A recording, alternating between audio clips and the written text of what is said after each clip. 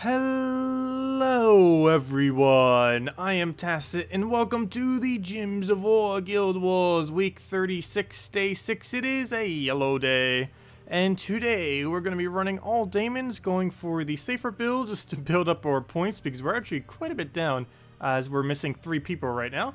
Also, with that being said, if anyone wants to join and can do the requirements, we do actually have 3 spots open right now, so plenty of spots. One other thing to mention is tomorrow's stream will be slightly delayed. I have no clue by how long, but the devs of the game will be doing their Q&A thingy again. So there's a post on the forum, so make sure to leave your questions there. Actually, let me go bring that up real quick. Let me go find that.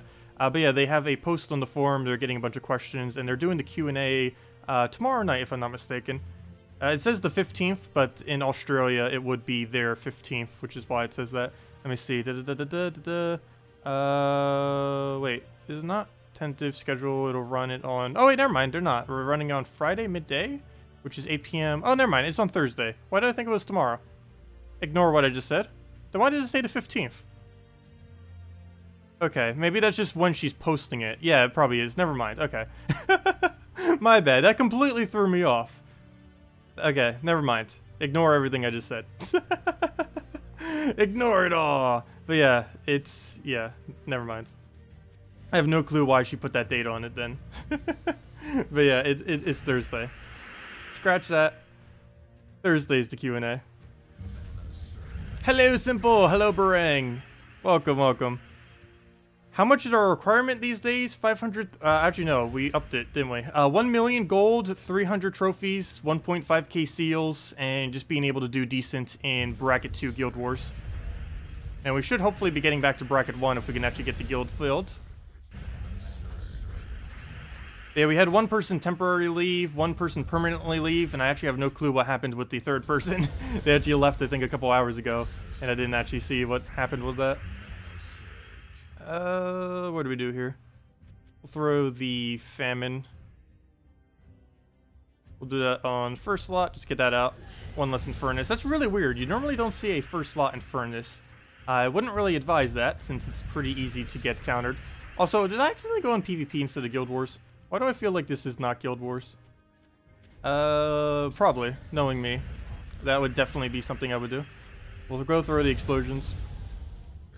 And what else do we have to move? Go take the red, get our greens, get our everything. That gives us amnesia as well. Go feed all of our Daemons their stats. Famine, is it a waste? Or is it not a waste? I kind of want to double Moloch him. Single Moloch would also be good. And he would have to have full mana for us to do that, though. So let's go throw a famine, work our way up. He'll die to an explosion, hopefully. Yes, this would have to hit every single one of them. And it does. And down it goes. Perfect. And yeah, Skull Poke into anything. Pretty much anything. We'll throw that. One more little poke will kill it out. We could even go Moloch it. I would prefer going a double Moloch on the other one, though. No, we'll just kill it. I don't want him accidentally hitting us. And that should be a match. Or almost match. One more. No. 9. 34. Perfect. There we go. 2 extra damage. Hello, Edarvo. Welcome. And Vartenpol? Welcome, welcome. What's up? Mainly just the usual. Nothing too new going on these days. Let's see. What was the other thing I was going to check? Oh, my requirement thingy. Let's see. This is all I'm going to say. Yeah, 1 million gold, 300 trophies, 1,500 seals, 30 Guild War battles, 32k plus in Guild War bracket 1 or 2, and level 3 all guild sentinels, and setting 6 unique defend teams for the thingy. That's all you have to do. Oh, Poland. Okay, Var in Poland. That would explain the random PL at the end. That would make sense. That would make sense. Okay, anyways, back into the Guild Wars. And if any of you have any questions, team builds you want me to do after the Guild Wars, anything like that, feel free to leave them in chat, and we will definitely go and go over all of them. We will also be showing the new troop that is coming out tomorrow. I'm not 100% sure if Shocktopus is. I believe it is, though it doesn't show it on the official post on the forum. But we'll still go show the what's it called? It's not a behemoth. It's not a elephant. It's the other thing that's hairy and large like an elephant. Mammoth? Yeah, it's the mammoth. That's it. Words. Successful. But yeah, the little new mammoth. It doesn't look too bad for a common. Overall, I probably won't be using it, but it's definitely pretty decent for early game. It's, I believe, the only troop as well that hits both physical and true damage simultaneously every single cast, which is something unique for it. And the fact that it removes blue is somewhat useful, since so many good teams at the moment use blue. Not sure if a lot of early game stuff uses blue, though. Or at least not any more than any other color anyways. What do we even throw here? I want a famine, but he doesn't have his mana. There we go. We'll take the skull, get a poke, go for an explosion. This should be full famine. You know, I probably should just have DC at that. Fail. But we can go for skull, go poke the other one. Oh, we have a problem. How do I deal with both of them at once? That is a slight issue. Which one of them is stronger? The second one is. That, or I just go and explode and hope we get lucky. Let's actually go with that. That is exactly what I need to have happen. Perfect. And now we just throw famine at one of them. Poke the other one, and should be pretty much be good to go. Oh, that didn't kill. Oh well. We still have plenty of damage to go poke it out with. So this will kill that. Go for the explosion. That should hit enough.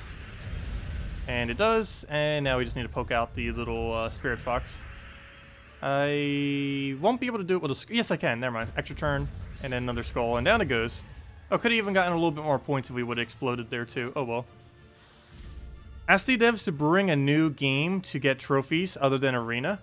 That would be pretty cool. Because right now it is only 2 different things that you can do. You're stuck having to do either Arena or PvP. And most people just settle for PvP because it is better than doing Arena. But I don't believe their next minigame is going to be bringing it. And it takes a lot of effort for them to add something like that. Oh yeah, that reminds me. That's what I was going to do. That was the other thing I meant to go do. Let me go post the thread of where the thing is. Hopefully this link works correctly. Let me copy it. And this should be the correct link. Let me see, double check. Yeah, as long as that link isn't broken, that should be the exact correct page. Why does it say not exist? Fail. Okay, plan B. Go to the home of the forum. And the one that says the dev Q&A, like a couple down from this link, should work. Plan B. That or just go to the Gems of War forum and you'd pretty much find it immediately. Let's see, does that link work? Why does every link I post in here does not want to work? We'll just copy-paste that link instead of clicking it and it would work. Either of them. But yeah, they're gathering questions for the Q&A later this week. So definitely make sure to leave some. And upvote any of them that you find interesting. Or that you want answered, I should say. Or both. What a move. We don't have brown, we don't have yellow. We can try for it, though. Ah, we didn't get it. Got a skull poke. This isn't really helping that much. The annoying Spirit Fox. I'd use Spirit Fox even if we weren't trying to counter yellow. But if I brown surge here, he's going to hit that. Though I don't know if that's necessarily a bad thing. Oh, you know what? He didn't go for it. Perfect. Now we get started some.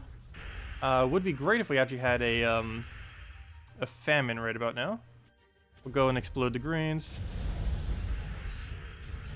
No! My famine. Oh well. Plan B is drain that, get Gorgoltha down, and that Spirit Fox might actually kill us.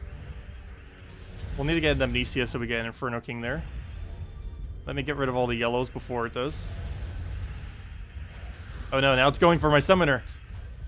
And we'll take the Skull. At least now we can hit that. Well, we have no way of countering out that drain. Wish there was a way to stun it easily on a yellow day. The few things that do stun under yellow, I believe they're all single target, so you can't actually even hit a Spirit Fox with them. We could double Skull right here. We still have the higher damage too because of Amnesia. And now we can Inferno King, hopefully into the kill. Oh, we have no alignment, do we? That is horrible. All this board, with all the reds next to yellows. I mean, reds next to browns and all these greens next to skulls, and I don't think we have alignment. Do we even have a cascade? Let's see, that will drop. And that will drop into this. No, it'll drop down twice. Then it will drop down that into this. And then it will give us those 2 reds. I think it's actually worth casting. I'm curious what will happen here. Okay, yeah, that was worth it. And we got a map. So move that over. And that's match. Now we just need to do the last little bit of damage. I guess we'll go for a Amnesia here. Yeah, just go Amnesia. Get the explosion. One more Inferno King. Hopefully we have a similar alignment. There we go, perfect. And that's pretty much matched there. Down it goes. Is 2 new troops this week? Only 1, but we don't know for sure if Shocktopus is. If Shocktopus is coming in, it's definitely not coming in via Glory. I believe it is, but it's just not coming in through Glory, which means you will have to get it through chess. That's actually something else I want to go ask on the Q&A, if it's not already self-evident once we start opening them. But I really hope that Shocktopus goes directly into the drop hole. If they release it and just give it to everyone for free as a gift, but then don't add into a drop hole, that would be really annoying. Because that means it won't be in the drop hole for when we do the next kingdom opening for everything. Where do we move? But yeah, if it is coming out tomorrow, it's not coming out with a glory option. Oh, thank you so much for a skull being there. That would have been such a bad instance if that skull wasn't sitting right there. Oh, I took away my extra turn, but I didn't want to do something weird in order to make sure we guarantee got that skull. Speaking of skulls, wow, we're getting a lot of random skulls off the top. Feels like we have a skull storm going. There's so many of them. Or bone storm, whatever it's called. Yeah, he's gonna Shagra us. That has very little effect, though, given the fact that we don't really take any skull damage. He'll probably hit like 30 with a full spam. Did we kill it? No, we famine. I think I actually let it live. We'll probably famine Inferno King instead. We'll throw that down. Now we aim to kill that with a skull, I believe. The only problem is if I Moloch this and it revives, it protects the Shagra, which I don't want to have happen. Oh, nice. We actually got a famine out of that somehow. Well, let's go kill this then. Work down the line. Skull. That's exactly what I wanted to not have happened, and exactly why I didn't hit the Shagra. I mean, why I didn't kill him with the Moloch. Because he would have protected his Shagra now, which would have been annoying. Hopefully he'll die this time. There we go, perfect. And now we just have to kill the last little one, and easy. One more Gorgolfa. Actually, a couple more Gorgolfas. That's not going to be enough to kill. And down it goes. Wait. Hello, Bridget. Welcome. Oh, is there a code? I missed you. Code from Salty. Is it working? Everyone go use the code. Go check it. Let me see. If so, then we need to go spam it in our own chats. Where is the code using location? Let me go get that as well. Let me see. My invite code. Let's see if it's still working. Put that in there. And I'm not a robot. Does it work? Oh, it is. Okay. Here it is. Go spam this into the code section. Anyone on PC Mobile. I don't have a code to give out tonight, but we'll have another one tomorrow. But hey, we'll just use Salties. There we go. I missed you code at gemsofwar.com underneath the game code section, and that link should bring you right there. And go use the code. You'll get actually I don't know what this one even gave because it's one of the dev codes, so it normally gives more. Whoa, that's a lot of trait stones. 1 gem key, 2,000 gold, and 200 souls, and 3 of every minor trait stone is what that gives. So instead of 2 maps, it gives you 3 of every minor. So definitely go and claim that. There's a lot of minors. Let me go and do our last Guild War battle. What do we have here? How's our score doing? That's looking pretty nice so far. Looks like it's going to be about 9,300, so pretty average, but still nice. You know what? I did have this team set originally as my yellow defend. I found it to have a really low win rate, though. I think the biggest issue with it is Draculus is too easy to disable. Especially on a yellow day when you have Moloch, Famine, and any other number of drains. You have the Occatrice, and I think there's about 4 or 5 full mana drain options that you have on a yellow day. So it's pretty easy to take out something that's really dependent on mana. Speaking of that, we are really dependent on mana too, and that Spirit Fox is really annoying. It shall always be annoying. What do we go for? Brown? Brown. We'll take that. Get our Surge. Use Gorgolf. He does get it off in time, so perfect. Also, after this battle, we'll go over the new troop that's coming out. I won't be going over the Shocktopus as I'm not 100% certain if it is indeed coming out tomorrow. But I will be going over the Event Troop one. I don't know what I should do here. We probably leave from the Skull. Take the Brown. He takes that. Oh, he got Draculus. I have no way to counter that. How much damage is that? Oh, that's enough to kill Gorgolfa and Moloch. Oh, extra turn, go. Oh, okay, good. He didn't do something smart. 5 times Brown. Is that full mana for Famine? No, it is not. That is bad. Oh, wait, what am I doing?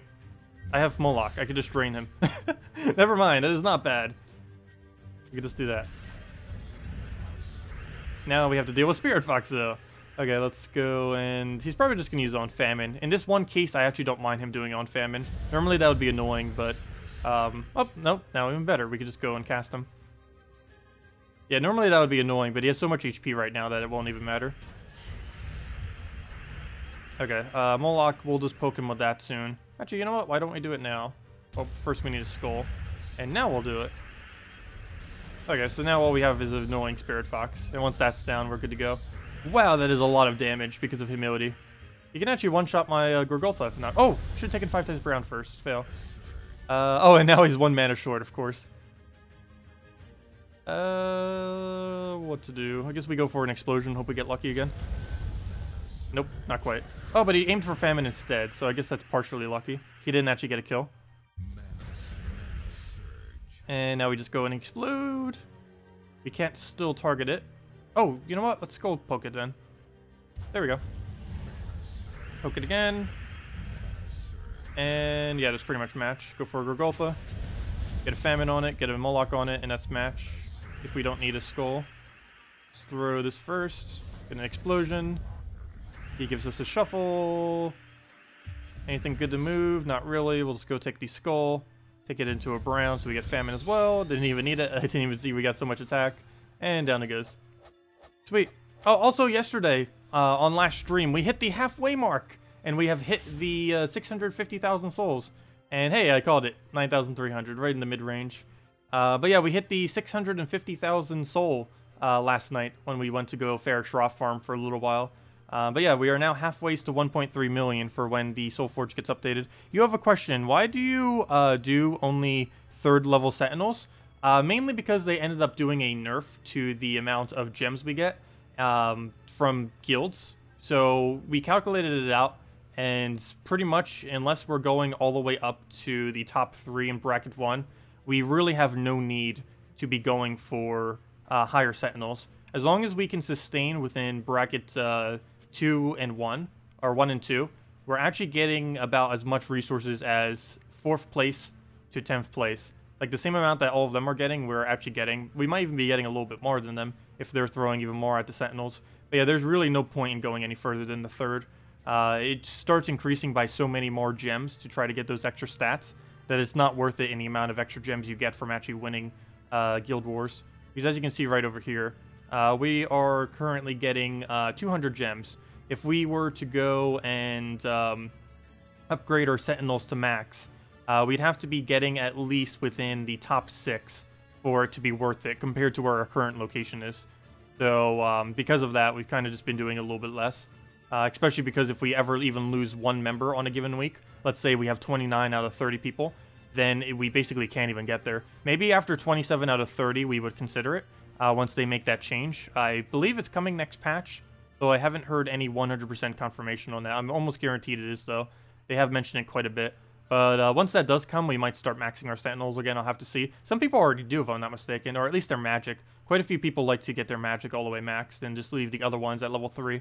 But yeah, it's not like people can't go higher if they want. It's just the minimum's just base 3. But I don't know. I might make it higher. I might make it base 4 eventually. You can see some people even still completely max it if they choose to. But I'll have to see after they implement 27 out of 30 on if it will be worth doing that or not. Because every other guild would also have that benefit, so not too certain exactly how much that would change Guild Wars up. Anyways, let me go over the new troop. I believe I already have it set up. Tried doing that before stream, so I didn't have to scramble everywhere. And apparently the screen I set up has already failed.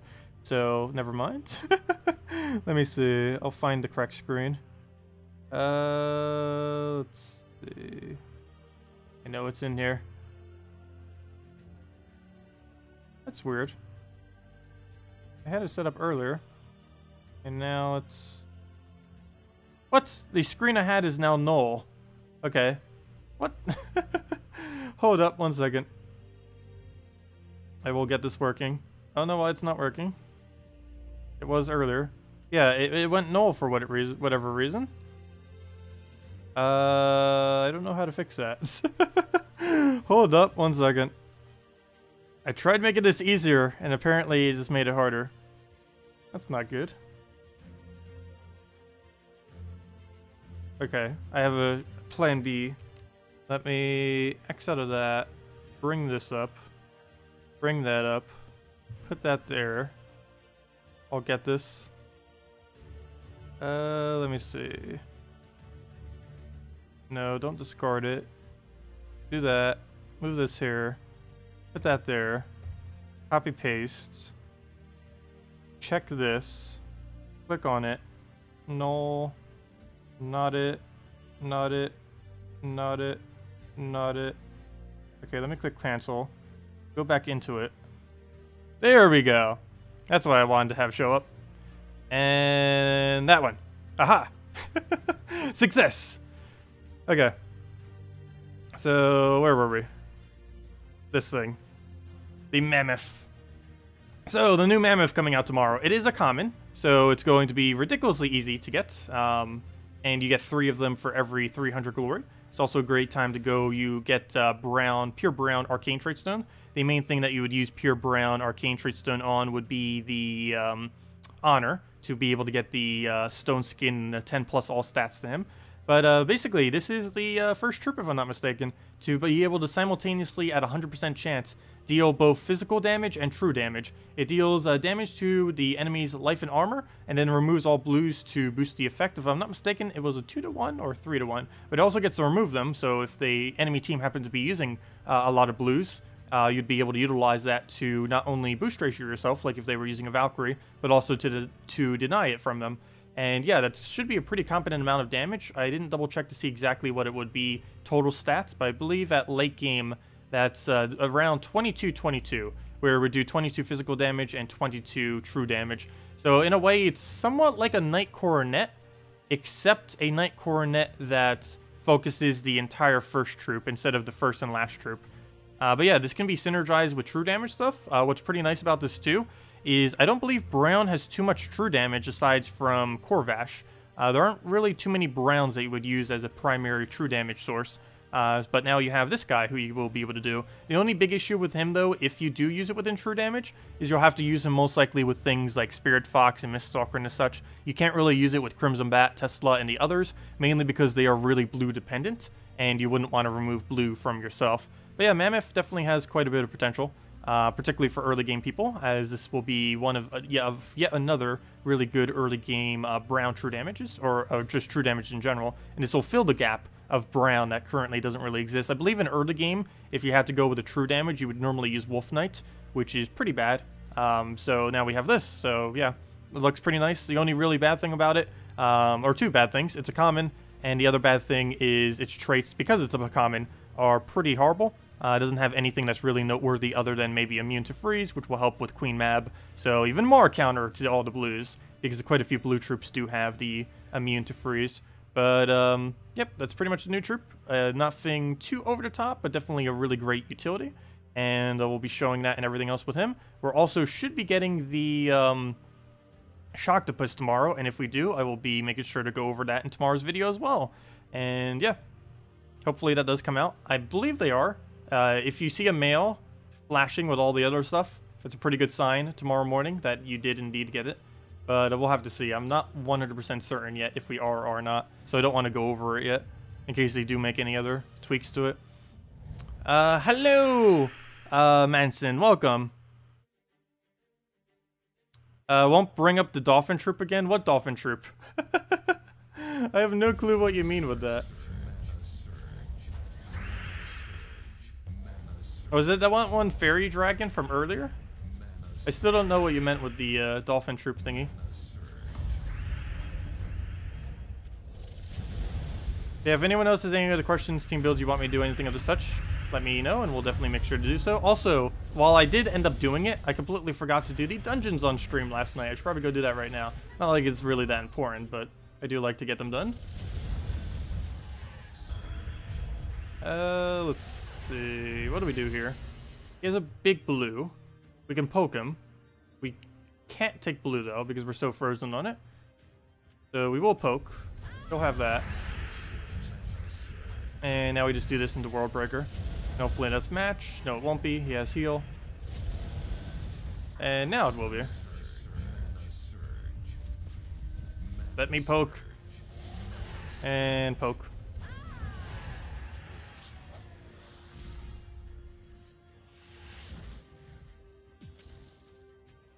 Oh yeah, let me go to dungeons. To the dungeons! Also, there was a poll going on the forum saying what the most useless troop is or the most useless mythic is in the game. I'm actually surprised Stonehammer isn't winning.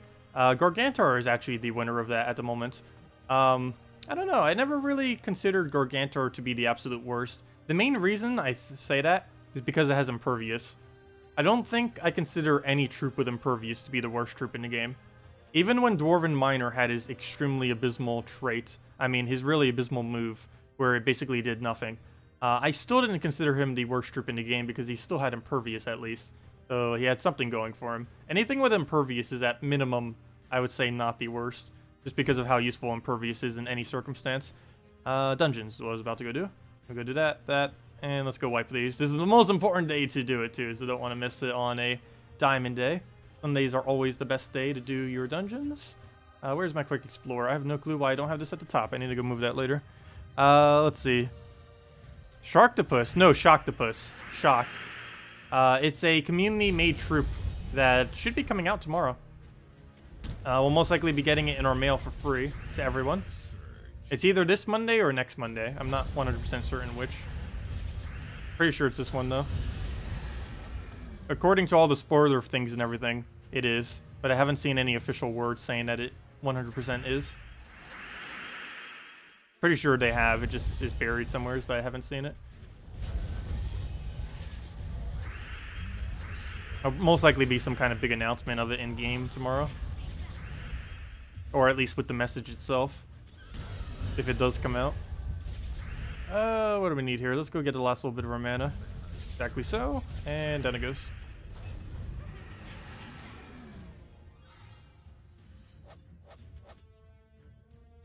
Sharknado. The movie that was made to be awful. Deliberately. We're gonna move that. It was so bad it was good. Hello, War. Welcome. You got Gorgolfa from an event key. Nice. And have been using Draculus, Azura, Gorgolfa, and carrying the Dwarven Hunter. But you can't seem to find a legitimate for it. Any suggestions? Well, probably move Draculus back some. I'm pretty sure the positioning of that is because you don't have Gorgolfa traded. But once you get Gorgolfa traded, I would consider going Gorgolfa, Azura, Draculus, and once you have reordered from there, that alone would be enough to win. But for your other slots, I guess a... Let's see, what are you missing? Are you even missing a color? Let's see, brown, yellow, blue, purple, red, green. Okay, so you can just put a Mercy if you have it fully traded in last slot. Only if it's fully traded. Mercy would work. And if you happen to not have Mercy, you could have Elspeth kill herself, or even a Firebomb. Actually, maybe not a Firebomb. But you could have Elspeth kill herself. That would give you either yellow or blue mana, meaning you would either get a quick Azura, or you would get a quick Gorgolfa, either of which would be good. And of course, in the case of a Mercy, you would get a quick... you would have a Cleanse, plus you would have a quick Gorgolfa. Hello, oh gosh, I don't know how to say that name. Elda. Let's go with Elda. Hello! The very large hello. Let's see, I don't say my hellos like that as often these days. Hello! Everyone. Like that. Yeah, it's been a while. Mainly because it's so ear-piercingly loud. Well, let's go claim our free stuff. But yeah, if you're ever going to be spending the 50 gems on one of the dungeon packs, definitely make sure you always do it at least on Sunday. You get so much rewards, even just the diamonds themselves. 50 gems into 80 diamonds is a good convert. But on top of that, you also get 2 gem keys, which is 20 gems right there. And then you get the shards on top of that, the souls on top of that, and a celestial trait stone on top of that. So definitely a really good value to try to get. Let's go check our mail, bonus rewards. Oh, we gained a level. So there's our 1 event key and 100 glory. But it's going to be such a long time before we reach level 1,300 though. A very, very long time. Oops, let's not use that in PvP. That would be horrible. Where's my Azura team? Azura. Come out, Azura. We need you. There we go. Any idea what kingdom is next week before the forest turns up on Friday? Next week's kingdom is... Do I not have the thing up? Yeah, I do. Oh wait, I don't have the other thing up. There it is.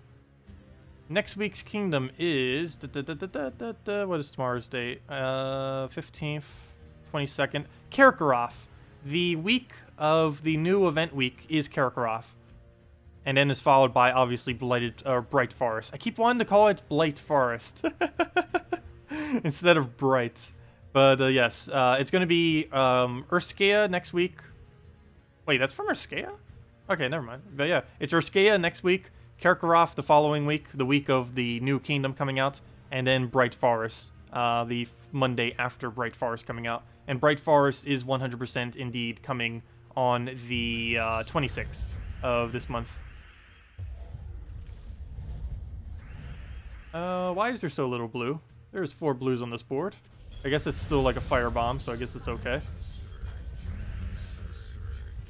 I never really appreciated how good 4 and 5 explosions were until Firebomb and Furnace came into the game. Like, normally I would consider that to be, like, horrifically bad. But no, they are both amazing because they have a side effect that goes with it. Absolutely amazing. It's still a pretty low amount of explosions, but it comes in handy a lot. Alright, we're gonna need that Famine, I think. No, we're not. Never mind. He already wasted all of his mana. And we'll throw another Azura. 1 mana off. Luckily, we got an extra turn and everything else. Throw that down. What else we have here? Move that over. Get another Azura. And Infernus for the kill. It hit the wrong one. Infernus again. And down it goes.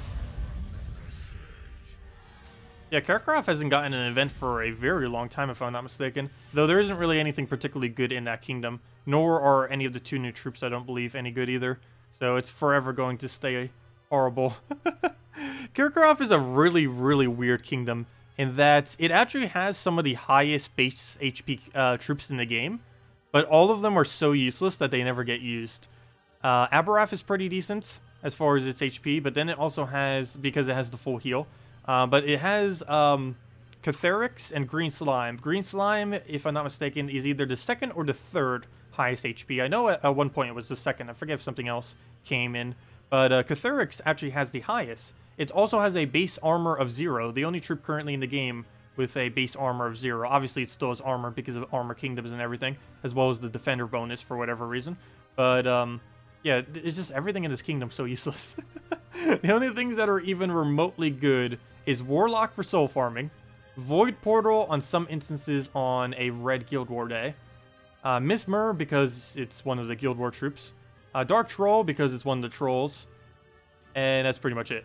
Very situationally, you would also use Golem, Green Slime, or Aberrath. Golem is just an early game stone skin, also the cheapest stone skin in the game as of this current moment in time. The Green Slime is basically Giant Spider for when you don't have Giant Spider. And Aberrath is a full heal board clear. That also gains a pretty high attack. Is it worth unlocking the VIP chests? If you're planning on 100%ing the game, yes, it is. If you're kind of just messing around, playing around, I think you'd be fine just getting the Death Knight armor. And just getting the free scouting plus the Death Knight armor to help you out. VIP chests are mainly only good for trying to unlock everything in the game. If you're just kind of playing for fun and stuff like that, you really don't need VIP chests. There's also quite a bit of a difference between spending $50 and $150, obviously. But yeah, it's not really required to have VIP 5. It's pretty helpful for late game stuff, but it's by no means mandatory. Alright, we'll go take the red there. Throw in Furnace. Oh, sure, I'll go get you into the guild burring. And if anyone else wants to join, we do have 2 more slots remaining. If any of you are able to do 1 million gold, 300 trophies, and 1.5k seals, all Guild War battles in bracket 1 or 2, and just do them decently, then you can get into the guild. It's pretty much standard late game requirement. The only thing that might be slightly higher is our gold requirement is 1 million gold. But that's pretty simple to do once you kind of have everything maxed out, or at least have a decent solid end game team. Yeah, let me go get you in, Barang. Also, we get so many extra rewards too from the guild itself. I think the guild alone gets you back around 200,000 gold, which is another thing that kind of helps it too, because you get so many gold keys and everything else. Anyways, let me go get you in, and if anyone else is interested, let me know. Oh, someone else already found someone too, so perfect. That or someone from my guild already invited you. But yeah, let me go get you in. So never mind, we only have 1 slot left, so if anyone's still interested, let me know. Where's the invite? I keep forgetting where it is. They keep changing the location every single patch. Every single major patch, I think for the last 2 patches now, they have changed the location of where this admin button is. Oops, I almost just clicked disband. I don't even think that works unless you are the only person in the guild. Let me go get you in. It exists. I'll invite. Click yes. And you are invited. Welcome to the guild. And we still have 1 slot left if anyone's interested. Yes, if Xbox was crossover. Yeah, unfortunately it's not crossed over and probably never will be.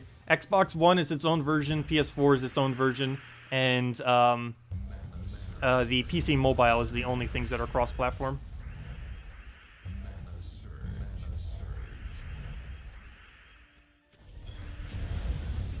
No, Scion.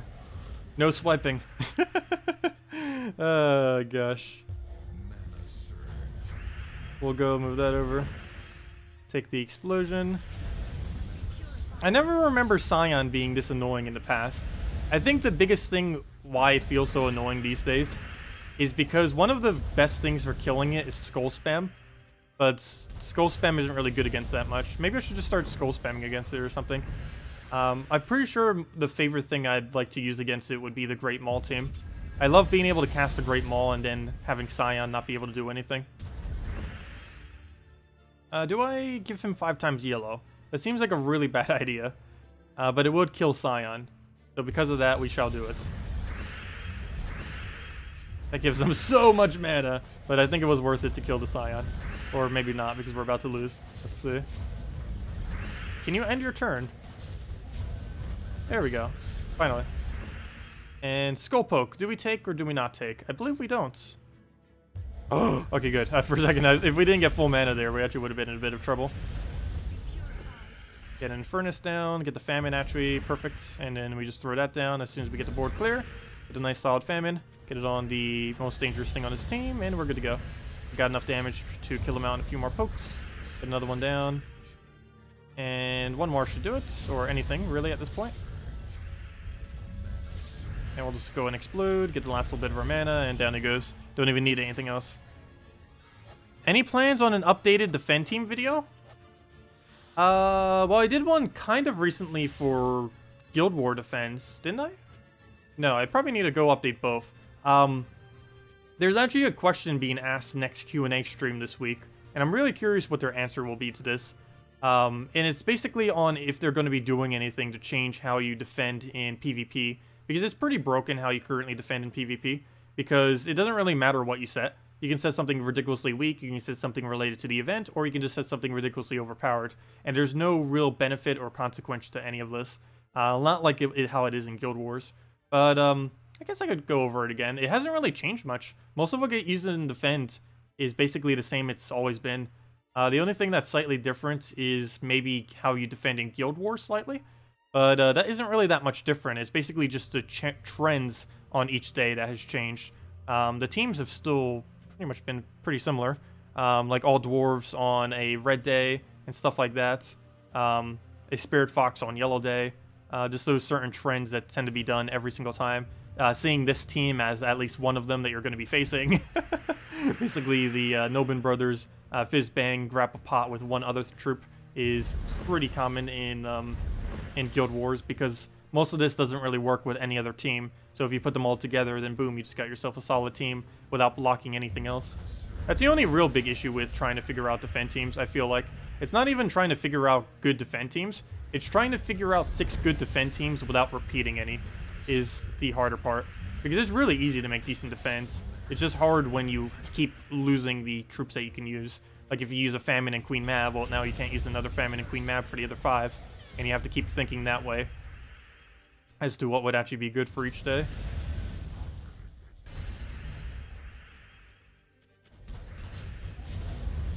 Okay, let's go get a Famine on it before he does something weird. Do it on there. Please hit HP reduction. That'd be great. Actually, let me do that first. Oh, it always hits the one that's already about to die instead of one of them next to it. But we'll go through our explosion. It's HP, perfect. And Infernus for the kill. Almost kill.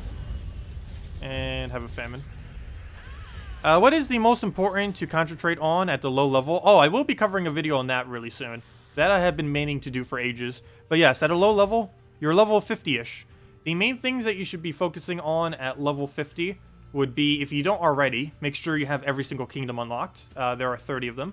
This costs around 4,000 gold each, slightly cheaper than that. So I don't know exactly what that comes out to. Let's see, 30 times 4,000, that's 120,000. I believe it's about 100,000 gold then, because it's slightly less than that. But yeah, it takes about 100,000 gold or so to go get every single kingdom in the game. That you definitely want to make sure you do if you haven't already, because this unlocks every banner. From there, you'd want to be focusing on PvP mainly, to go and get yourself the gold you need to start upgrading the levels of all these kingdoms. You want to get them all to level 3 first, then to level 4, possibly, and then start focusing on all of them to level 10, particularly the magic kingdoms and the attack kingdoms, which you can see by going into them, clicking on the kingdom page, and then seeing what the bonus stat is. The magic stats and the attack stats are the most important. Once you get all the magics, you can basically go for any of them that you want, though. The magic is the only extremely consequential one. Other than that, you want to be saving all of your gems for your first armor.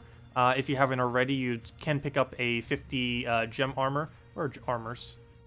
Armor. Where are armors?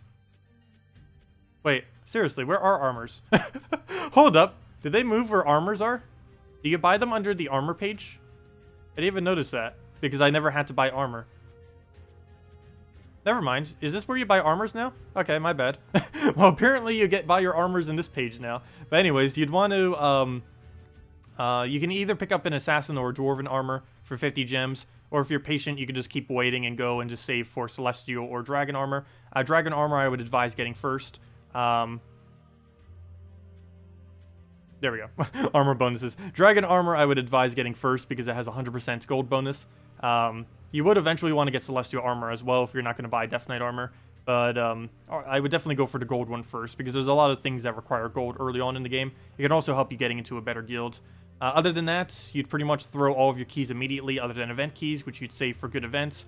Other things that you'd be doing, saving most of your glory for the glory packs each week, because it gives new good troops that are related to events that might even give extra resources. Is also a really good way to accumulate arcane trade stones, and you still get plenty of keys. And souls, you'd mainly just be using into leveling troops. Gems, as I mentioned, with the armors, and I believe that basically mentions everything. The only other thing is make sure you do, what I didn't mention, make sure you complete out the Blighted Lands questline and the Drifting Sands questline if you haven't already. Blighted Lands unlocks the Soulforge, and Drifting Sands unlocks the dungeons. You need the Soulforge unlocked so that you can start accumulating kills for your Soulforge. Soulforge needs to be leveled up. I would not ever bother spending gems on this, but you do want to get it leveled up over time, and you naturally get it leveled up just by getting kills, but this counter doesn't start going until you have the Soulforge unlocked, so going for the Soulforge as quickly as possible is not that bad of an idea. And other than that, you'd also want to have Drifting Sands unlocked because that unlocks dungeons. Dungeons ends up giving you the capability of getting different various jewels. These jewels are used within the Soulforge, which will then unlock you... which will then unlock you the capability of crafting specific weapons as well as troops and targeting troops as well. There's these little color things that give a random one of one of these 8s. There's specific legends and mythics that you can craft once you get a lot of diamonds. There's also various weapons, though as a newer player, you can pretty much just ignore all of these, and that's pretty much it. As far as your shards, you convert all of them into diamonds always. Diamonds are much better. One other thing, never, ever, ever, ever, ever, ever, ever, ever convert these. It is really poor value to convert your diamonds into souls. I would never do it ever. It is a complete waste, so do not do it. Even if you feel tempted, do not do this. It is 100% a waste, so don't. Just put a Valkyrie in the team if you need souls or some kind of other soul gaining troop. Do not ever bother converting those out, because you'll need diamonds to craft yourself legends and mythics that are important. Yeah, that's basically everything for your level range. I will be covering that in a video, a really extensive video soon. It's just so extensive that I keep wanting to not do it, and I keep putting it off. Because it is a pretty big project for a video. But I do want to get that down and get it up, hopefully within the next week or so. I'll go move that over. But yeah, I'll be going over basically the 5 sections of the game. When you first start out, early game, mid game, late game, and super late game, which is basically where we would be. And I do consider super late game to be different, because there is quite a bit of difference between late game and super late game. Super late games, basically, you have almost everything at that point. And the way that the things that you specifically target at both points is quite a bit different. The early game is pretty much everything prior to, or just starting off is everything prior to getting every kingdom. Early game is everything prior, I would say, to getting all level 10 kingdoms. Mid game is a good majority of where you spend your time, and it will be basically everything past you having all of your kingdoms and just accumulating everything throughout the game and enjoying the good bulk of the game. Late game is when you're basically going for the completionist side, where you're trying to get everything more towards mythic and everything like that. And super late game is basically just trying to have 100% full completion of absolutely everything that there is. How did you get into Gems of War? Really weirdly. I used to play Unepic, which is a indie Metrovania game that is kind of set up like a little bit of an RPG and things. And there's a multiplayer mode on it, which I believe is pretty much dead these days. But there was a friend that I used to play with on there every now and then. And I noticed one day that he was playing Gems of War, so I was like, oh, that seems kind of interesting. I'll go play it a little bit. We ended up making a guild, the Black Hand. I believe the Black Hand these days is actually doing pretty good. It was the first guild I was in. It was also technically the guild I made. He was the owner and I was the co-owner. We were the first 2 people there. I was the first ever recruit into it. But yeah, we ended up just making our own little guild, having a little bit of fun. And before you know it, I've just been playing it. I just kept playing, and yeah, here we are now. That's pretty much it. I just randomly found it one day. This is actually the first thing within the match 3 genre that I've ever played as well.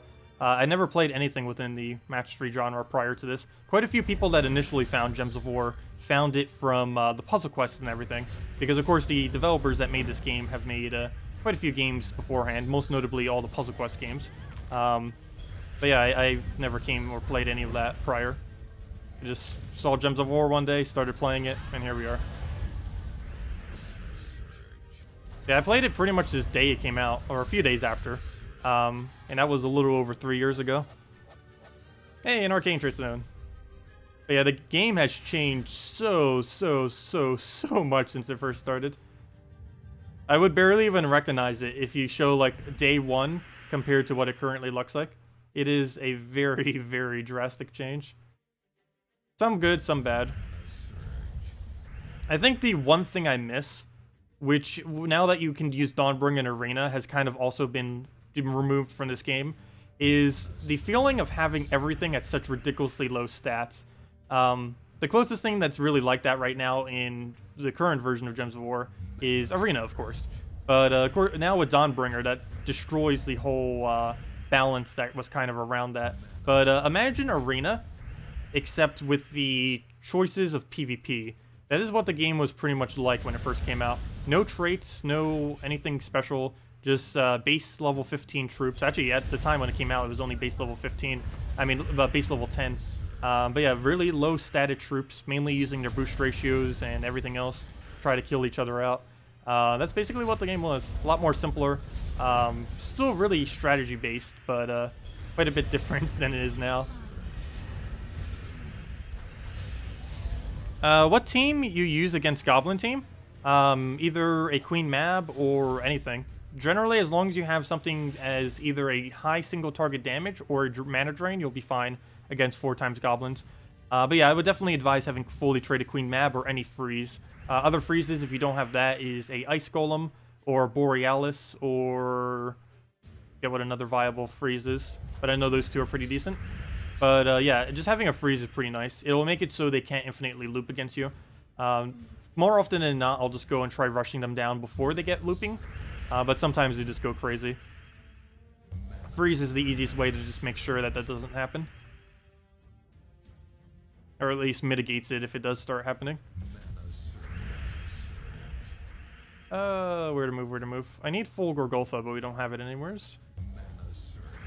There we go, take the brand. Oh, wait, I had Azura and I didn't even cast her. Fail. Oh, let me wait a turn. I want to wait for Azura so we can remove all the barrier.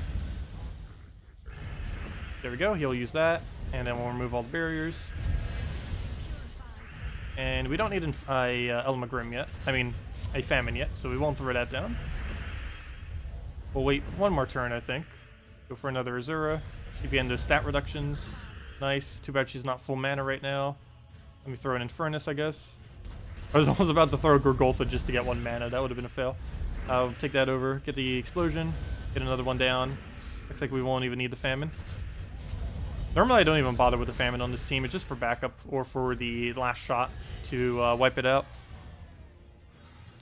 What is the best team using Humility? Or Humanity? I'm pretty sure you mean Humility. Also, hello Iron Malt. Welcome. As far as the best team using Humility, I'm not sure on what the quote-unquote best would be. I know one thing I like to do that's pretty fun is... hey, that was from when we were soul farming yesterday. Double Humility Draculus into a Mercy. I find to be quite fun. Draculus. The Mercy keeps your Humilities alive and also gives you that initial yellow burst. And you just keep spamming the Humilities until you get a one-shot Draculus on the entire enemy team. You can also do this with Crimson Bat if you want. It doesn't have to be a Draculus. You can easily do it with Crimson Bats. Still pretty much the exact same team. But yeah, we hopefully get a good Mercy on first turn. Unfortunately, that is a horrible board for Mercy, so we'll just keep moving. Oh, I probably should take a yellow actually. I was trying to keep them so we can get something out of it, but the board doesn't look like it has enough purple-yellow next to each other to even try to wait. There we go, nice. Now we get it. And now you just keep spamming this on either green or blue. It looks like blue's more populated. Wow, that's not good. Go move that. Try this again. There we go, we got our magic. And now we just one-shot the entire enemy team. Ideally, we would have gotten full mana by now, but we'll go move that down. And as you can see, we have 83 true damage to everything. Kill it all out. Crimson Bat would do the exact same thing right there. And down it goes. And that's pretty much what you do with double Humility. Yeah, but that, I would say, is along the lines of one of the better Humility teams. Or at least if you're using double Humility. But yeah, that's pretty much the Humility in a nutshell. Just magic buff something that's really good with magic, cast it, and then you win. Or maybe cast it twice. Normally you would be able to single cast with a double Humility team though. And yeah, that's pretty much what it does. Really fun. I normally don't mess with it too much because if they can kill your main troop, it falls down pretty quickly. It could also sometimes take a little while to get a magic buff because it's only a 1 in 4 chance. So if you get very unlucky, it's just very annoying. So I prefer using teams that aren't as luck-based. That tends to be a pretty big theme when you get later into the game. You want as little luck-based things as possible, because the more things that are based on luck, the more things that can go wrong. You want really consistent troops that aren't based on luck most of the time. Or if they are based on luck, they at least have some kind of side effect that's consistent. Oh, come on, he just drained all of our mana. I'll go take that down.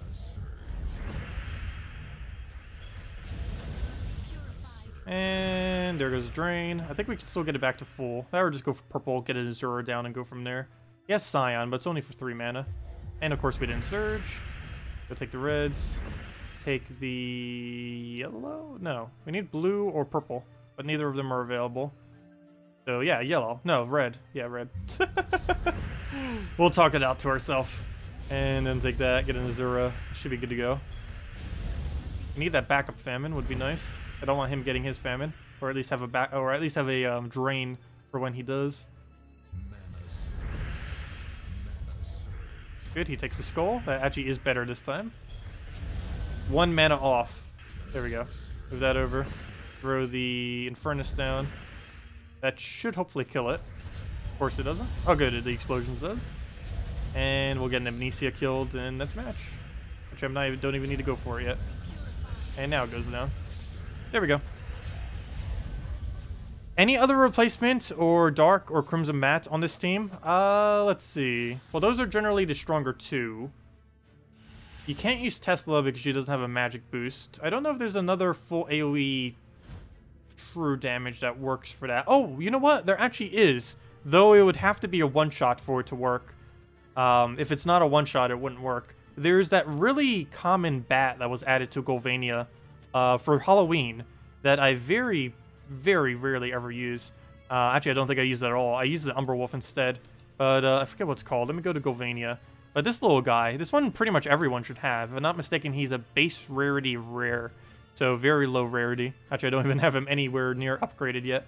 But he is a rare. And he's basically a small version of a Crimson Bat for very cheap, since he's only a rare. Oh, wait, never mind. You can't do it with him. I forgot. He doesn't have a 1-to-1 boost ratio on his magic. Ignore everything I just said. That wouldn't work as good with him.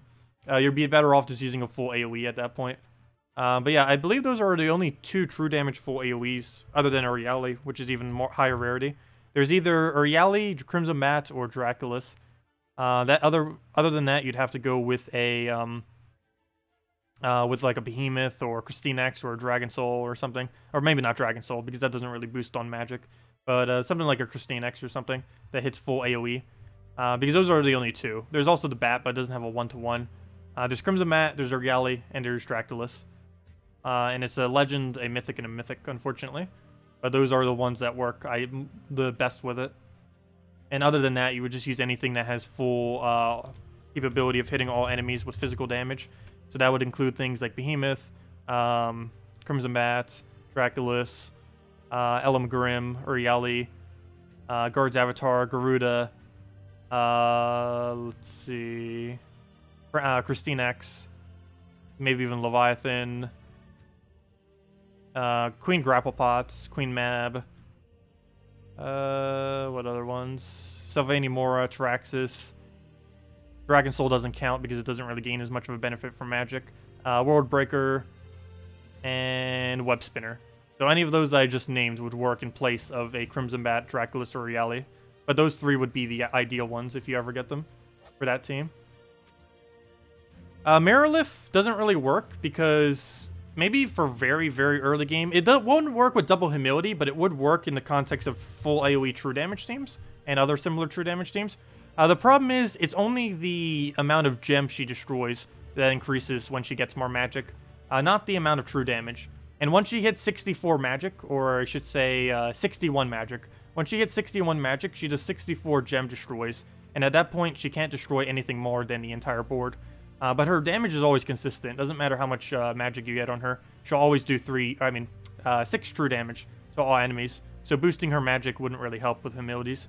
It would initially up to 64, but all the magic you get beyond 64 does nothing. Or 61, I mean. Because everything beyond 64 doesn't destroy anymore. There's only 64 possible gems that it can target, and it doesn't overflow into the next board, unfortunately. That would be really interesting, though, if you could. Get a Marilith, get like a 300 gem destroy, and then destroy 3 or 4 entire boards in a row. That would be really funny, but that's not how it works.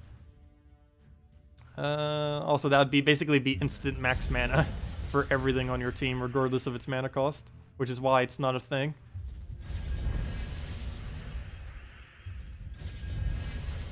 Can we get full mana anywhere? I need Gorgolfa or Azura, neither of which can do it right now. We'll do that. Of course, we don't get a Surge. We'll just take that. Luckily, we do here. Okay, will it go crazy? I think it did. We're in trouble. It has begun. Okay, I think we should be able to win, though, still. There we go, perfect. I just need to get 1 Famine and we'll be good. Okay, we won. That was easy. See, we can loop 2. It's not only you guys. We'll go through the Famine. Get the... Yeah, this team is pretty annoying, though. I do have to say. It's not as annoying as when before she was nerfed. When she was first released for the first few days, she was insane. Pretty sure most of you remember it. She basically does what she does now, but instead of either exploding or doing a random stat gain, it used to do both instead of either or, which of course was ridiculously powerful. Wow, he could actually still win if he gets a Queen Mab. We have really high mana cost, so it would hurt. It would hurt. We're frozen on all of that, so I'm not going to bother. We'll just go throw a Famine on his summon. And now he's just using the same 2 colors. And in this case, it's actually being blocked by the one that doesn't do damage, so we should be good to win at this point. If it doesn't go crazy. Stop hitting! Okay, luckily he did not get that skull. Let me go skull that, so both of them hit her. And that will almost be enough damage. One more poke will kill it. And there's our one more poke. That got dangerously close. But that is Goblin teams. Humility. Wait, what is Marin? I forget what Marin is. Which one is Marin? Isn't that one brown-blue from that one kingdom? I don't think that would work. I'm not sure what you mean with Marin. Unless you mean Marilith. Yeah, Marilith would be okay. The problem with doing her, though, is it would take a lot of casts in order to win with a Marilith. Or at least later in the game. Like right now, to do 6 true damage to all enemies, we would have to cast Marilith 11 times in order to kill out the entire enemy team.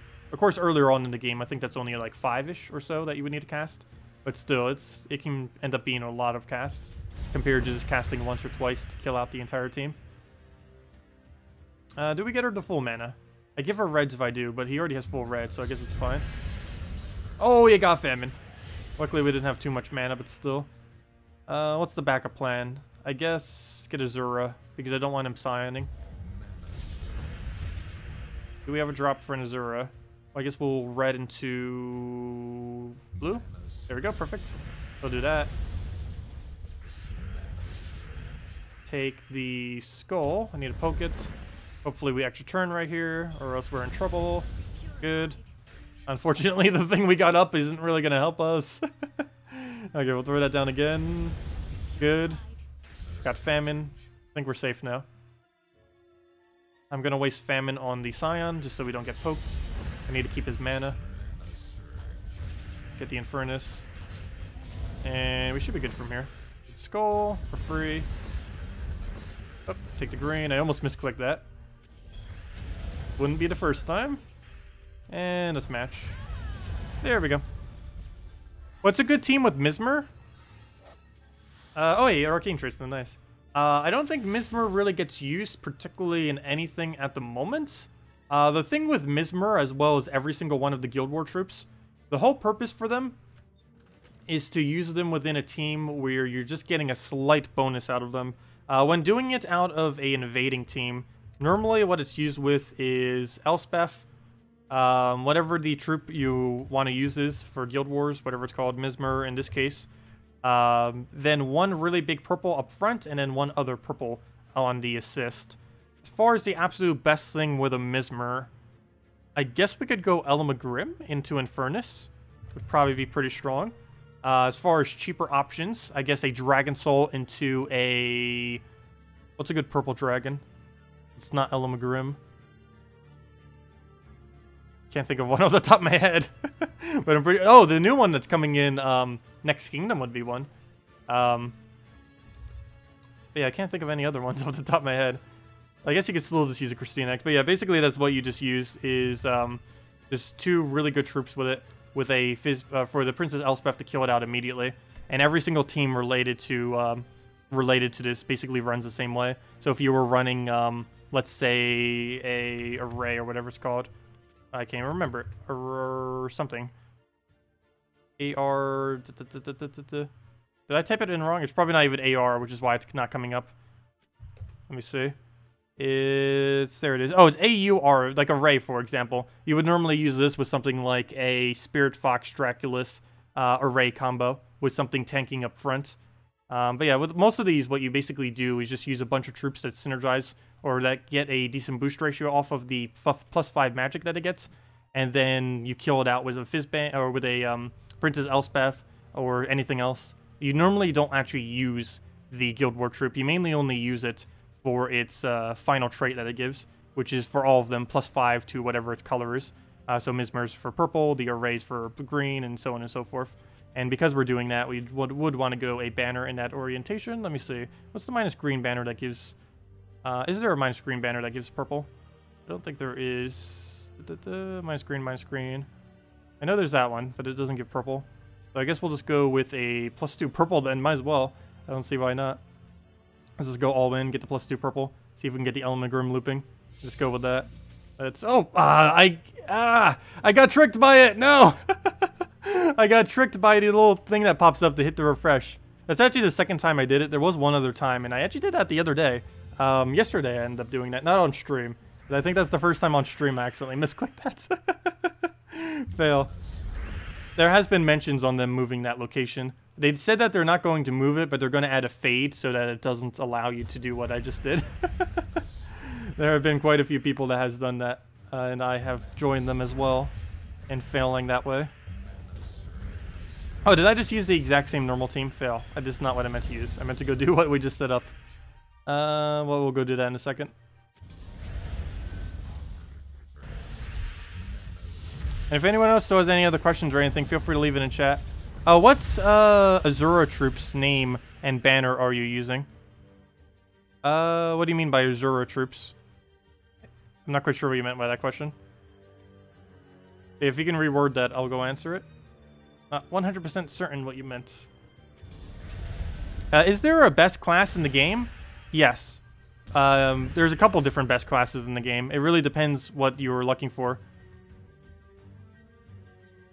Let's see. You use Archer? Yeah, Archer is one of the better ones. There's basically 6 hero classes currently in the game, if I'm not mistaken. 6 or 7. Even though there's, like, I think 14-ish or something. There's technically only about 6 of them that are viable. And I'll go over them real quick. Some of them do different things, which is why some of them are and are not viable. But the main 2 that really get used these days are Dragon Guard and Bard.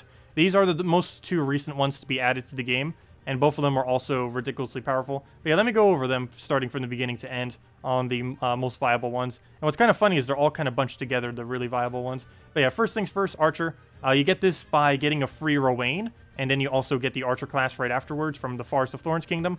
This is a generally one that is pretty good for early game, just because you get the choice of either +4 attack and +2 magic. It's one of the only hero classes, if not the only hero class right now, might be, that has the choice of picking both the combat ones. You normally don't need it for the elf, but the fact that you can choose either of the 2 combats is pretty nice. It's really versatile in late game as well, for being used either as a caster or a frontline damage skull, or a combination of both. Basically, it is the most well-rounded hero class currently in the game, in that you can use it both very well for casting as well as very well for skulls. It also has the highest lethal instant chance on any skull currently in the game. This used to be tied with the Great Maul, but Great Maul no longer has that ability. So out of everything that can instantly kill with a skull, Archer is the highest. So it has a lot going for it. It's also the only hero class that has the fast trait, meaning that you can have 50% starting mana while having the other bonuses. Whereas there are a few other hero classes that can also start with half mana, but they're forced to have to use the troop type. With a Archer, you have the possibility of choosing your bonus stat instead of needing that. So it works out pretty nice. Assassin is also very similar to that of the Archer, except it's all in on the skulls instead of having cast capability. It has a 10% chance to instantly kill the last lot, which, even though it's a lower percent, it's technically better than Archer for skulls. The main reason being is that when you're doing skull spam, all of your skulls are obviously going to whatever the first troop is on the enemy team. So being able to instantly kill the last one is quite a bit handier, because when an Archer triggers its 15% chance to hit on the first troop's probably already damaged all the way to like half, if not more. But if you do it this way, you'll be able to kill out the first troop with your skull spam while simultaneously also killing the last troop on the enemy team. So it works out pretty nice. Also, there's currently no immunity in the entire game to Archers or Assassins' instant kill ability. Even things with Impervious will instantly die to it. Bard class is arguably the absolute strongest in the game right now. The reason for this is it has a +1 bonus to all yellows on your team per turn. So basically, you're gaining a total of 16 stats per turn to all allies if you're using a pure yellow team. So for the obvious reason, that is really strong. Also because of Guild Wars, this is ridiculously good on yellow Guild War days as well, if you don't happen to have other options. But yeah, definitely really strong to consider, and possibly the strongest possible class. Death Knight class is used quite a bit less these days, but basically what you do with this is you use a Princess Elspeth, you kill out your hero class. This will now death mark the entire enemy team. You then cast a sacrifice, and with this sacrifice, that will kill out the thing that Elspeth created, whatever it might have been. And then you get a gigantic magic bonus, because you have a 4x boost ratio off of that, which gives you 16 additional magic to all of your allies. You then cast, and then you basically just cast something like a Crimson Bat or a Draculus or anything else, and then boom, you just one-shotted the entire enemy team. And that's pretty much what this is used for. Very occasionally, you'll see it on Guild Wars as well, just to try to get kills, because of course, Deathmark can just randomly kill, and if you don't have a cleanse, it can be pretty annoying to face. Not really that high tier, but it is a pretty annoying one to deal with. Dragon Guard's one of my personal favorite, and I basically keep it as my default. It's the only hero class currently in the game with Skull Mitigation, and has 40% Skull Mitigation. On top of that, it also gets Life and Magic, the two of the more important stats, to all dragons every extra turn you do. And unlike the Bard class, this can go infinite on a single turn. So if you get 4x swipes on a single turn, well, that just gave you 5 life and 5 magic to all allies. And you can stack up pretty high with that if you're doing things that can loop quite a bit. So that ends up becoming pretty strong. Other than that, there's also the Mechanist class. Mech is generally used with a all-mech team. The main thing that this is used with is very quick bomb bot teams. Though ever since the Sunbird Firebomb combo came out, there has been not as much of a need to really go for Mechanist, though it's such an early kingdom that quite a few people do end up having the Mechanist class. It also has a really weird weapon, which isn't that bad in early game. It's actually pretty decent. It, for 11 mana, silences, burns, freeze, and, burns, freezes, and silences, and deals damage to a random enemy. Each one of these hits a different enemy, and they can multi-hit on one. So basically, it'll randomly hit one of the 4 for a burn, then it will randomly hit one of them for a freeze, and then a silence, and then damage. But all of those could technically be the same troop, or they could be completely different troops, just completely random. It's a really weird weapon, quite a bit of fun to use, though. Also, I'm just mentioning these as far as the actual traits. I'm not really referring much to their weapons, because they're, like, for example, Necromancer is horrible to get for its traits. You should never use it. But its weapon is, well, still one of the best in the game. It places Deathmark on the strongest and the weakest enemy on the opposing team, which means the lowest and highest durability, which means the lowest and highest HP plus armor. And then it deals all damage to them. But it's only 14 mana cost, and you can... it's pretty potent as far as how high it is relative to other weapons. The only thing I believe that has a higher full AoE damage is Morthani Scythe, which I think is 2 higher mana costs, and of course Dawnbringer. But that's because it's a mythic weapon, the Dawnbringer. But as far as other hero classes, so basically Archer, Assassin, Bard, very occasionally Death Knight, Dragon Guard, very occasionally Mech, and Sorcerer. Then again, Sorcerer's kind of useless these days, so never mind, maybe not Sorcerer. The main thing that makes Sorcerer somewhat decent is it has still, to this day, the best first traits on any hero class. There isn't a single hero class, even to this current moment in time, that has ever gotten a better first trait than this, and that is a magic link. So whenever you take a purple, you end up getting additional mana. This is quite useful for early game, as you will not be able to afford the second or third traits as a newer player. And since you would only really be able to afford the first trait, it would be basically make the Sorcerer class the strongest early game class to use. So basically, you just use a pure purple. It's pure purple, you get it extra magic or life if you want, most likely magic, and then you just get to cast quicker with some kind of full AoE purple weapon. So it ends up working out pretty nicely. And that's basically everything. Warlord, no. Warlord is really weak. I would completely dismiss it and never use it. Both of its weapon and its everything about it. The weapon, the traits, the everything about it is just horrible. I would, if you want red, I would definitely go and just do Mist of Scales and go get the Assassin hero class instead. That will actually be useful later. But yeah, the, let me go into it. Where do you go? Hero class. But yeah, the Warlord class is among one of the worst. I think Warden's the absolute worst. Warlock is pretty close, though. The biggest issue with this is it just doesn't really do anything good. If you want to use a giant hero class, you would just use Titan instead. So not even him being a giant is useful anymore. As far as traits, nothing about it is good. Not to mention his last trait is horrifically bad. It only gains 3 attack when dealing skull damage, But unlike something like a Courage or a few other troops, he is forced to have to be the first slot. If you take a Skull and he's not in first slot, this will not actually give him additional attack. Not only that, but even if you do get an additional attack, it's so small, it's only 3 attack. It is basically nothing. And its weapon, I do see a lot of early game people doing this, I know on my other account. You should never use this weapon. There isn't a single instance, almost, that you would need this. I'd even consider Crude Club in most instances to be better than this thing, which is one of the first weapons you ever get. But yeah, it just deals damage to an enemy boosted by their attack. There is only one instance where this is somewhat good, and it might be wise. Quite a few early game people sometimes use it. If you're up against a Luther in early game, quite a few people tend to set that on their defend, because you get Luther for free from completing Broken Spire. But this is pretty good against Luther. And other than that, that's about the only thing it's really good for. So unless you're up against a Luther, I wouldn't really bother with it. Because, of course, Luther increases the attack of all of the troops on your team. So if you end up going and use that, you basically just counter them out, and then boom, you're good to go. Get a bunch more extra damage. But yeah, I would not bother with Warlord class. It's pretty low tier. One of the absolute worst hero classes. It's the first one you get, so generally the first thing that you get of things isn't the best, for the most part. The only exception to that is the blue weapon that you start with all the way in early game. It's actually one of the best weapons in the game, surprisingly. If I was to make a top 10 list again for best weapons, it would be on it. Actually, that's something I haven't updated, though. There's barely been any weapons added since then, so it's not really that out of date.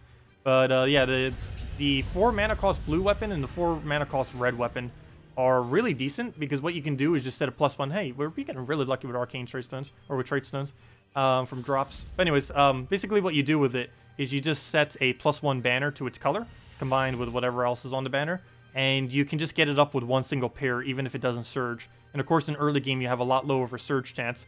But the other side effect that you get to do with this is, since it takes so quickly to get up, you can use the weapon to skip your turn, which might seem like that's a bad thing, basically losing your turn.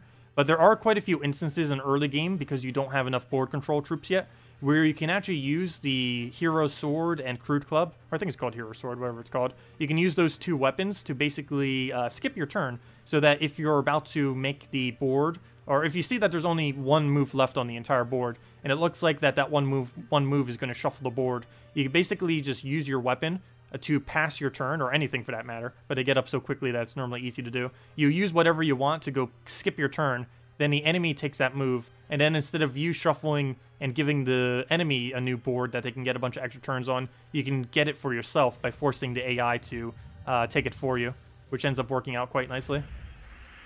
That's one of the main things that they're used for. Well, we'll go take that. Personally, you won't see me using it too much, just because there's Dawnbringer exists, and Dawnbringer is way better with a red and blue weapon. But if Dawnbringer didn't exist, I would still be using it quite a bit.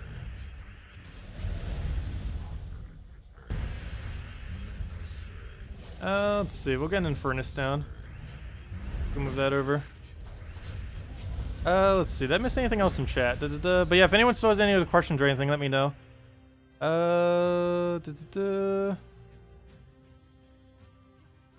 Oh, what class am I using with the team? Normally I'm using Dragon Guard with that previous team that I was using with the dragons. The Mountain Crusher with the... what was it? Mountain Crusher, Dragon Soul, Fairish Ra, World Breaker. Normally I just use Dragon Hero class with that, since you can just keep getting a bunch of magic onto World Breaker, and then just go crazy with him. Actually, he was just using a somewhat similar team to that. Without a hero, though. We'll go throw that down. Let's see. By completing quests in certain kingdoms... let's see. Oh, how do you unlock the hero classes? Oh, if you go and click on them when you don't have them unlocked, it tells you what kingdom they reside in. So if you go over to the hero page and click over there, all you have to do is click on it and it tells you what kingdom. So for example, if you go over to hero, let's click on class. Let's say you didn't have a Orb Weaver. If you click on it, a screen will come up right now that would say, oh, you need to go to Zolkari to go unlock the Orb Weaver class, and it will apply that to every single one. Unfortunately, you don't get to peek to see what they do beforehand. That'd be a kind of cool feature. But yeah, I believe the second that you click on them, like if I click on Assassin, it'll say, oh, you need to go to Mist of Scales to go do it. But yeah, for all of them, it is Archer is Forest of Thorns, Mist of Scales, Pan's Veil, Golvania, Dragon's Claw. I almost said Dragon's Peak, which is the name of my guild. Sword's Edge, Adana. So that one begins with K that I always get wrong. Kitar? It's the one all the way to the right that begins with K. Divinian Fields, Zolkari, Whitehelm, Karkaroth, Stormheim, Magrim Woods, and Broken Spire.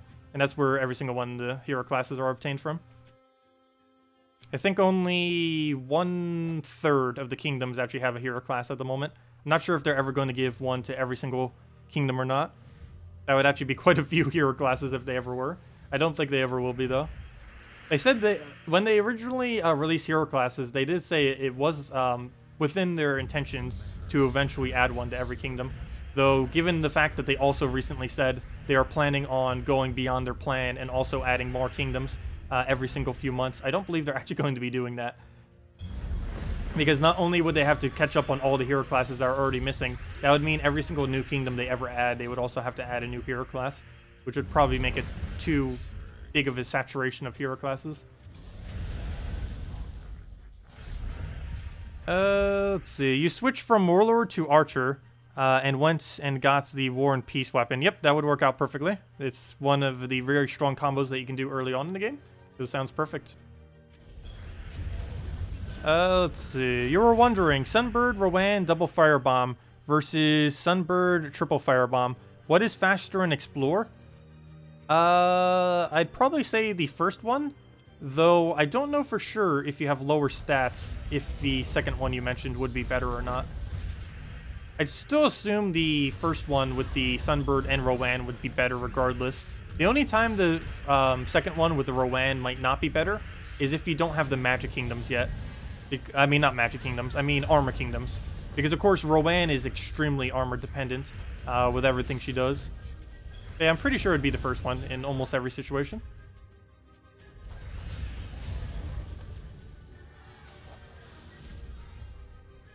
It really depends. Are you killing them with double Sunbird? With the extra fire bombs? Because normally what happens with me is I only need one cast. So if it basically gives me the opportunity of either going with the cast of either the Sunbird or the Rowan. Like if I go here and go try exploring, we're only going to need one of the casts, most likely. Not both of them. Let me see. Where is my explore team? But like right here. I have such high stats that I don't even need to use both, which is one of the reasons why I use it in this way. But even when I was testing on the lower level account, I still found this to be pretty useful, because even with just one Sunbird into one Rowan, it's normally enough to kill. But as you can see here, I don't really need both, because one single one casts it out. So having the opportunity of two things filling up is kind of useful. One other thing that sometimes people use in light game as well, which is even quicker than this in some cases, is having a... oh, what's it called? Instead of double firebomb, you go basically with double Sunbird, or still double firebomb, but you throw summers into this team a Forest Guardian, either in place of a Rowan or in place of one of the fire bombs. And what this does is start the Sunbird or Sunbirds with a 50% mana, and that 50% mana makes it so it just becomes ridiculously easy. Wow, 1 HP. Oh! Wait, what? Evolved Gorgulfa! Oh, it's called King Gorgulfa now. Wait, you can fight King Gorgulfa here? Hold up. King Gorgulfa. Anyways. I have not seen him for ages. Gosh. I know I completely went on a tangent now. But yeah, this guy is the guy that you have to fight for the War and Peace weapon. One interesting thing about him is he is, I believe, yeah, after they changed everything, he is the only troop, not counting dungeons, but he's the only troop that ever comes into the quest lines or any other part of the game where it's not actually obtainable. It is at one point able to summon him. I don't know if you can anymore though. You used to be able to summon him off of a random Daemon cast, but yeah, that's kind of funny. That is kind of funny. Oh, I should have checked his trait. If I'm not mistaken, he doesn't even have granite skin, because they forgot to change his traits back when they updated Gorgulfa and gave all the legends and mythics unique traits. Yeah, don't normally get to see an evolved Gorgulfa. I think that's the first time I've seen it in like a year. What is the optimal difficulty for completing a quest line in? I would say hard difficulty, most likely. Personally, I just do it on normal for the sake of getting it done quickly. But I would say either hard difficulty or the highest difficulty you can possibly do. Or switching it. One thing that you can do is on... when you go and do a quest line, I don't know if I can really show it because I have every quest line done. But basically what you'd want to do is do them initially on normal and hard. And then, if I'm not mistaken, you can actually boost your difficulty all the way up to the highest that it can possibly go into. And when you boost it all the way to the highest and then go into claim your little reward that happens after the dialogue, you can get a little bit of extra gold and a little bit of extra EXP. So basically you do them on normal or hard difficulty initially. And then before you go click the claim to go into the next dialogue thingy, you go and switch your difficulty all the way up to Warlord 4 or whatever your highest is, and then you'll get a slight small bonus. I personally don't do this because the amount of extra work you have to go out of your way, you're almost losing some of your bonus. But yeah, you technically can do that. I don't really think it's that viable anymore because of how annoying it is to go and switch your difficulty these days compared to before. But yeah, that would technically be optimal. Otherwise, just do it on the easiest possible difficulties. You don't really need to spend a lot of time in quests. They don't really give anything to you other than allowing you to go to explore and giving you the Kingdom Epic. And at that point, you might as well just rush through them as quickly as possible. They do give a decent amount of EXP, but that's not necessarily a good thing. So getting slightly less EXP on them is not that bad. Because leveling too quickly is not a good thing, particularly earlier on in the game. Earlier on, you want to level slowly so that you can utilize easier PvP and easier arena. You can quickly reach a point within PvP and arena where the things that you're facing are stronger than what you currently have. So you want to be a little careful with how quickly you level. It doesn't make too big of a difference, but it is easy to fall behind, particularly if playing 100% free-to-play. Well, we'll go through the blue explosion. Go to get ourselves another blue. Also, are there any other questions? I'm pretty sure there might have been another one that just got mentioned that I didn't see. But if there are any others, please feel free to leave them. And I'll probably leave, or I'll probably be ending after this battle then. So if you have any, definitely let me know. Let's see, you have enough gems for 50 VIP chests. Should you wait for the next mythic that releases, or use it now to hope to get a mythic you're missing? You don't have enough diamonds to craft the World Breaker.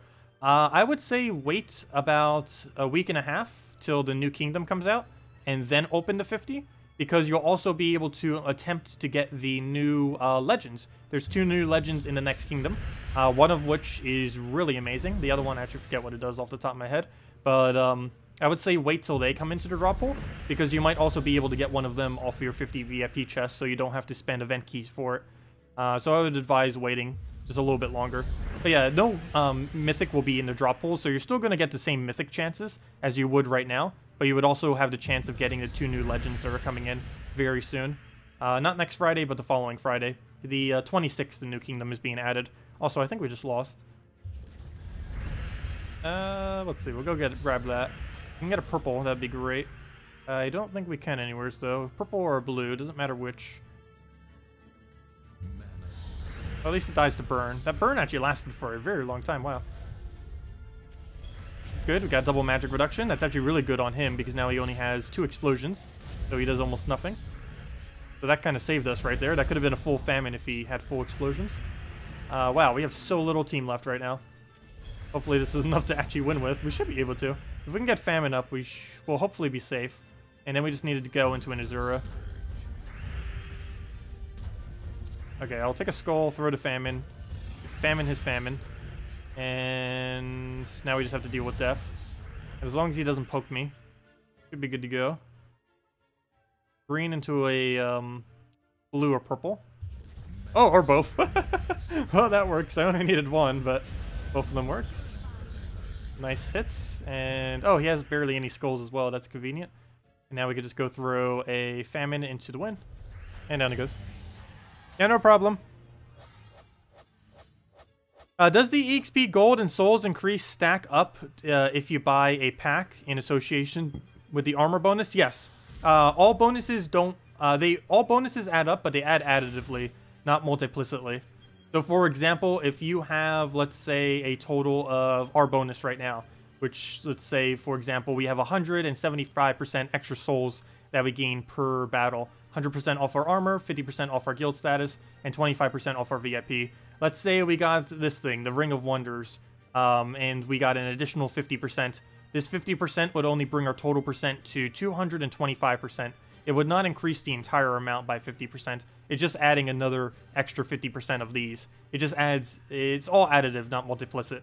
So all of these values that you keep seeing anytime you see 25% extra bonus or 50 or 100, even on the difficulties when it says, like, for example, if we go over here and we see a 50% bonus for souls, these bonuses only apply to the base amount that you get from a battle. So let's say, for example, we go and use just a normal soul farming team. We end up getting 40 souls from the battle. All of our bonuses are going to apply to that 40 souls. It's not going to add like a certain amount of them first and then multiply the other ones. It's just going to do it to that base value. But all of them run off the base values. Like, for example, in PvP, all of them, let's say we have the 1,336 souls. So whatever all of our bonuses is additively, we'll just add it all up. So if we go and we have this individual 50 and 100 and let's say another little one, it adds all those up and any from the difficulty and everything, whatever that is, and then that would give us 150% on top of that. So that would give us that, it would give us about a little over 2,000 on top of that for a total of 3,300 and 500-ish. Or like, yeah, about 3,300, 3,500, somewhere around there in gold. But yeah, do keep that in mind. So that 50% is just giving you another little extra 50. It's not giving you... like 100% isn't giving you double, technically. It's just giving you that much extra. So do keep that in mind. Yeah, that's pretty much all you need to know. The simplest way to say it is it's just additive, not multiplicit. That's the easiest way to really explain it. But yeah. Anyways, guys, I'll be heading off for the night. Hope you all had a wonderful week. We will be back tomorrow. Tomorrow night, same time as always, 1.5 hours prior to now tomorrow, 8 p.m. Eastern Standard Time. We'll be just kind of messing around, messing with the new troop. I'm pretty sure we're getting Shocktopus. I went over the other one earlier too, the little mammoth thing that we're getting. But yeah, we'll be doing the event video for that. Hopefully we'll get a Shocktopus and also be able to show that tomorrow. And yeah, I'll see you all later. We'll have the event video up soon. And hope you all enjoy your week. Goodbye, everyone.